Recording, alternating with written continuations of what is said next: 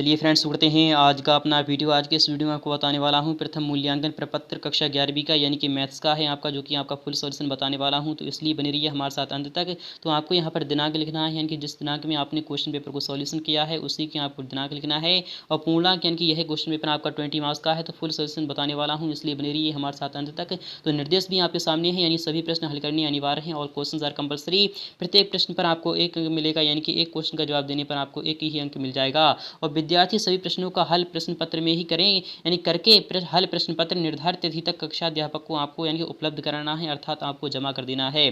तो आपको यहाँ पर विद्यार्थी का नाम बताना है, यानी कि लिखना है आपको, और विद्यालय का नाम आपको यहाँ पर लिखना है। तो सही विकल्प का आपको कोष्टक में यानी कि आपको लिखना होगा। तो आपके सभी क्वेश्चंस आ चुके हैं आप सामने हैं, इसलिए बने रहिए हमारे साथ अंत तक, क्योंकि इस वीडियो में फुल सॉल्यूशन बताने वाला हूँ कक्षा 11वीं का मैथ्स का क्वेश्चन पेपर। यहाँ पर कह रहा है कि निम्नलिखित में से रिक्त समुच्चय यानी रिक्त समुच्चय कौन सा है। तो रिक्त समुच्चय कौन सा होता है, क्या ऑप्शन ए, क्या फाई को हम रिक्त समुच्चय कहते हैं, या फिर हम यानी कि ए कॉमा बी को हम रिक्त समुच्चय कहते हैं, या फिर फाई को कहते हैं, या फिर आपका समुच्चय में जीरो होता है उसे हम यानी कि रिक्त समुच्चय कहते हैं। तो आपका यहाँ पर आंसर कौन सा आना चाहिए। तो रिक्त समुच्चय को हम यानी कि अंडरवुड यानी कि हम इस यानी कि मंझले कोष्टक में नहीं दर्शाते हैं, क्योंकि उसे हम फाई दर्शाते हैं, अर्थात फाई को हम यानी कि मंझले कोष्टक में नहीं दर्शा सकते। इसलिए जो आपका सही जवाब होना चाहिए तो वह ऑप्शन नंबर आपका यहाँ पर सी वाला सही हो जाएगा, अर्थात सा वाला ऑप्शन आपका यहाँ पर राइट हो जाएगा, क्योंकि फाई एक रिक्त समुच्चय होता है। सेकंड वाली अगर क्वेश्चन की बात करें, यदि ए समुच्चय ए का एक अवयव है तो सत्य कथन कौन सा है। यहाँ पर कह रहा है एक समुच्चय ए का एक यानी कि ए का अवयव है। यहाँ पर बात हो रही है यानी कि एक समुच्चय, मान लो हमने ए समुच्चय मान लिया, यहाँ पर ए और बी यानी कि दो समुच्चय हैं, तो जिसमें दो समुच्चय हैं तो ए यानी कि ए समुच्चय का ए क्या होगा, यानी कि ए क्या होगा। तो आपको यहाँ पर आंसर आना चाहिए क्या ए, यानी ए सबसेट ऑफ ए का होगा। तो हाँ, ए सबसेट ऑफ ए का होगा, यानी क्या किस तरीके से होगा, यह इस तरीके से हो जाएगा, क्योंकि यहाँ पर कह रहा है यानी कि क्या हो जाएगा, यहाँ पर क्या कह रहा है, यानी कि सबसेट कर रहा है, यानी कि क्या कह रहा है, यहाँ पर आपको देखना होगा यह क्या है, अवयव है, उसका क्या है, तो एक अवयव है। इसलिए आपका जो सही जवाब होगा वह कौन सा होगा, यानी कि ऑप्शन नंबर आपका यहाँ पर बी वाला सही हो जाएगा। और यहाँ पर थर्ड वाले की बात करें कि समुच्चय s is equal to s such that x संख्या 6 से कम एक पूर्ण वर्ग प्राकृतिक संख्या है को आपको यानी कि रोस्टर रूप में लिखना है। तो संख्या 6 से कम एक पूर्ण वर्ग प्राकृतिक संख्या है, तो इसका जो आपका सही जवाब होगा वह कौन सा होगा। तो आपका यहाँ पर आंसर आना चाहिए, यानी कि आपका कौन कौन सा आंसर आ जाएगा, यानी कि 2 और 4 आ जाएगा कि यह सत्य है।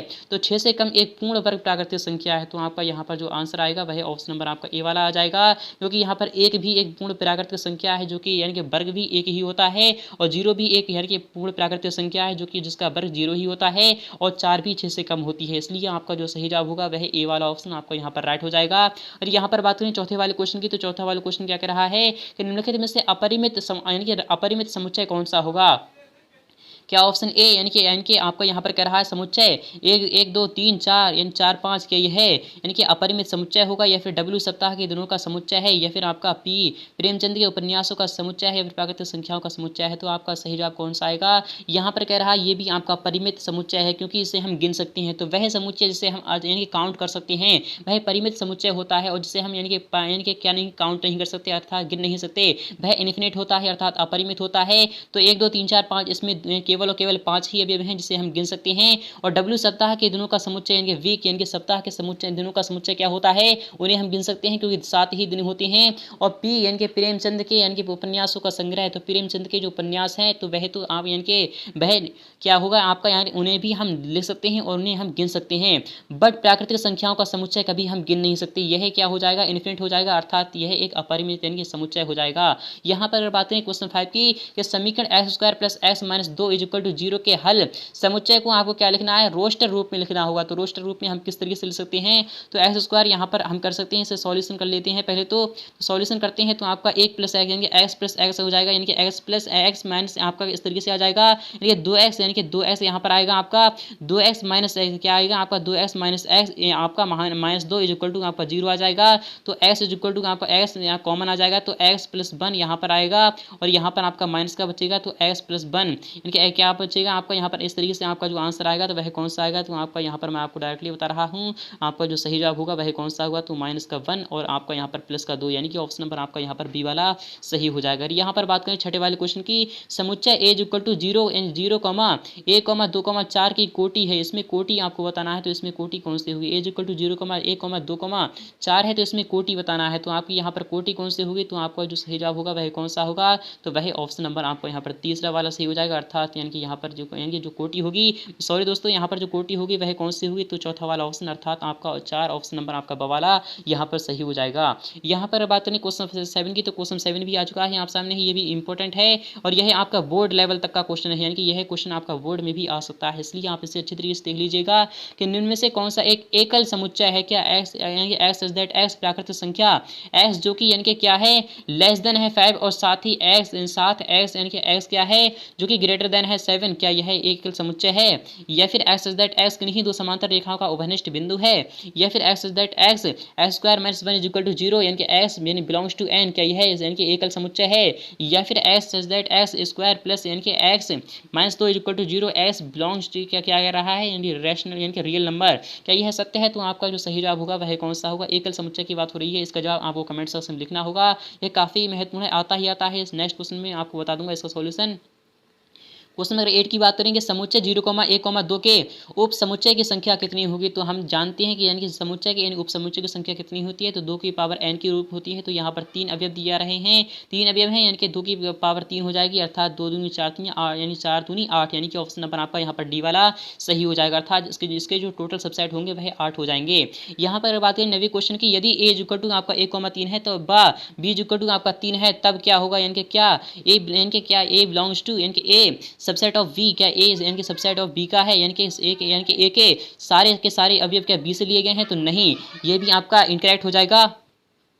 तो फ्रेंड्स यहाँ पर कह रहा है यानी सेकंड वाला क्या कह रहा है, यानी बी सबसेट ऑफ ए, क्या बी के सारे अवयव ए से ले गए हैं, तो हाँ ऑप्शन नंबर आपका बी वाला सही हो जाएगा। यहाँ पर अगर बात करें क्वेश्चन में 10 की कि एन जेड क्यू व आर से आर में सही क्रम कौन सा होगा। तो एन यानी कि क्या एन यानी सबसेट ऑफ क्यू यानी कि सबसेट ऑफ आर और सबसेट ऑफ जेड, क्या यह सत्य है। तो आपका जो सही जवाब होगा वह कौन सा होगा, तो आपको पता होगा प्राकृतिक संख्या पूर्णांक यानी पूर्णांक, फिर उसका आपका यहाँ पर किस तरीके से आ जाएगा, यानी कि ऑप्शन नंबर आपका यहाँ पर ए वाला ही सही सत्य हो जाएगा। यहाँ पर बात करें क्वेश्चन 11 की, तो क्वेश्चन 11 भी काफी महत्वपूर्ण है, आता ही आता है। यहाँ पर कह रहा है कि संवृत्त अंतराल कौन सा होगा, a, b, तो इसमें कौन सा यानी कि अंतराल हो जाएगा। तो आपको यहाँ पर आंसर बताना है, तो कौन सा यहाँ पर सही जवाब होगा, तो मैं आपको बता रहा हूँ, यानी कि जिसमें सही जवाब होगा वह कौन सा होगा, तो आपका ऑप्शन नंबर यहाँ पर डी वाला सही हो जाएगा। अगर यहाँ पर बात करें क्वेश्चन नंबर 12 की, समुच्चय फाई का यानी कि का घात समुच्चय कौन सा होगा, यानी कि सबसेट कौन सा होगा, तो आपको यहाँ पर पता होना चाहिए जो सबसेट यानी कि फाई है, अर्थात इस पे यानी कि इस पे पावर हम जब 0 लगाते हैं 2 की पावर 0, अर्थात आपका 0 आ जाएगा, यानी कि 5 ऑप्शन नंबर आपका डी वाला यहाँ पर सही हो जाएगा। यहाँ पर बात करें क्वेश्चन 13 की, यदि x और समुच्चय यानी कि समुच्चय y का उप समुच्चय नहीं है तो सत्य कथन कौन सा है। तो x does not belongs to क्या है, ये y, यानी कि ऑप्शन नंबर आपका यहाँ पर क्या हो जाएगा, यानी कि ऑप्शन नंबर आपका यहाँ सवाल सही हो जाएगा। उप समुच्चय नहीं है, उप समुच्चय का निशान यही होता है, बट ऑप्शन बिलोंग्स नहीं हो जाता है। क्वेश्चन नंबर 14 की अगर बात करें, समुच्चय x इज दैट x जो कि बिलोंग करता है रियल नंबर से -4 जो कि यानी कि लेस देन है x से और यानी कि इक्वल है 6 के, का अंतराल रूप क्या हुआ। तो अंतराल रूप क्या होगा, तो मैं आपको यहाँ पर दिखा रहा हूँ कौन सा आपका यहाँ पर अंतराल रूप हो जाएगा। तो आपका जो सही जवाब होगा वह कौन सा होगा, देख लेते हैं, यह काफी महत्वपूर्ण है। क्या ऑप्शन नंबर आपका -4,6 हो जाएगा, या फिर -4,6 हो जाएगा, या फिर आपका -4,6 हो जाएगा, या फिर आपका -4,6 हो जाएगा। तो हाँ -4,6 ही होगा, अर्थात ऑप्शन नंबर आपका बी वाला, या फिर कोई सा भी, यानी कि ये तीनों ही आपके -4,6 हैं, यानी कि ये तीनों यानी 4 के चारों ही सही हो जाएंगे।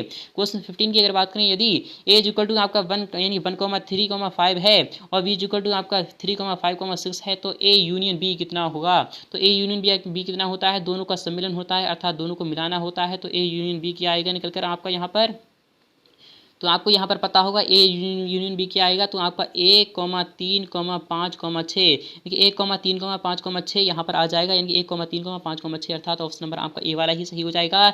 यहाँ पर बात करें क्वेश्चन नंबर 16 की, यदि ए इक्वल टू AEIOU है और बी इक्वल टू IEIPM तथा ए इंटरसेक्शन बी क्या होगा। तो ए इंटरसेक्शन क्या होता है, यानी कि कॉमन पार्ट होता है। तो मैं यहाँ पर डायग्राम के माध्यम से आपको बताता हूँ, यानी कि ये क्या है और ये क्या है, यानी कि ये हम मान लेते हैं ए है और ये आपका यहाँ पर बी है, और ये यूनिवर्सल सेट होता है। यहाँ पर कह रहा है AEIOU क्या है, AEIOU इसके अंदर है, और यहाँ पर बी यानी कि बी के सबसेट कौन से हैं, EIPM है, EIPM है। तो यहाँ पर कौन कौन से यानी कि क्या मिल रहे हैं, इनके सबसेट जो आपका जो कॉमन पार्ट आएगा वह ये वाला होता है, यानी कि ए कौन कौन से यानी कि यहाँ पर कौन कौन से हैं। तो आप यहाँ पर देख लेते हैं, काफ़ी महत्वपूर्ण है। यहाँ पर कह रहा है कौन कौन से यहाँ पर कहीं कॉमन आ रहे हैं, तो EI इसमें है और EI इसमें है, अर्थात दोनों के दोनों आपके कॉमन आ जाएंगे, यानी कि EI ऑप्शन नंबर आपका बी वाला यहाँ पर सही हो जाएगा। 17 19 की अगर बात करें, यदि ए इज इक्वल टू आपका 1,3 यानी 1,2, 3, 4, 5, 6 है और बी इज इक्वल टू 2 यानी 2, 4, 6, 8 है, तब ए यानी कि ए डिफरेंस यानी कि a minus b is equal to क्या होता है, तो ए से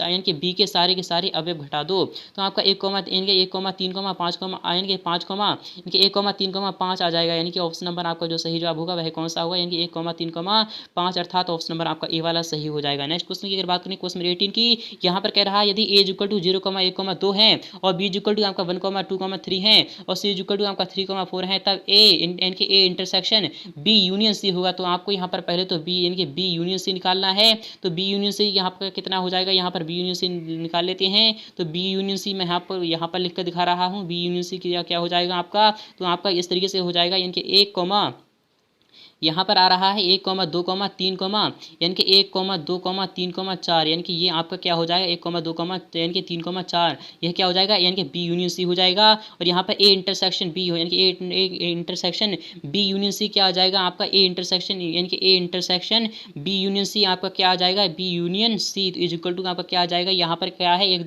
2, 3, 4 है और यहाँ पर क्या है आपका ए में, और यानी कि ए बी यूनियन सी में कौन सा कॉमन पार्ट है, तो आपको यहाँ पर दिखा रहा है कौन सा है, ए में कौन सा है 0, 1, 2 है, अर्थात जो आपका यानी कॉमन पार्ट आएगा वह कौन सा आएगा, तो 1, 2, अर्थात ऑप्शन नंबर आपका डी वाला सही हो जाएगा, क्योंकि ये दोनों ही में ही कॉमन आ रहा है। क्वेश्चन 19 की बात करें, यदि u इज इक्वल टू 1, 2, 3, 4, 5, 6, 7, 8, यानी कि 8 है, तब s इज इक्वल टू 2, 3, 4, 5, 8 है, तब a का पूरक समुच्चय कौन सा होगा। तो a का पूरक समुच्चय कौन सा होगा, यानी कि a का पूरक समुच्चय अर्थात a डैश आपको निकालना है, तो कौन सा होता है, a का पूरक समुच्चय कौन सा होता है, तो मैं आपको यहाँ पर दिखा रहा हूँ। a का पूरक समुच्चय यहाँ पर कौन सा दिखा रहा है, यानी कि यूनिवर्सल सेट ये है, x इज इक्वल टू आपका यानी कि x का सेट यानी कि सेट ये है, तो आपका यहाँ पर क्या आएगा, यानी कि इसमें से आपको क्या घटा देना है, यानी कि ये कि इसके सारे अवयव घटा देना है, तो आपका यहाँ पर जवाब कौन सा आ जाएगा।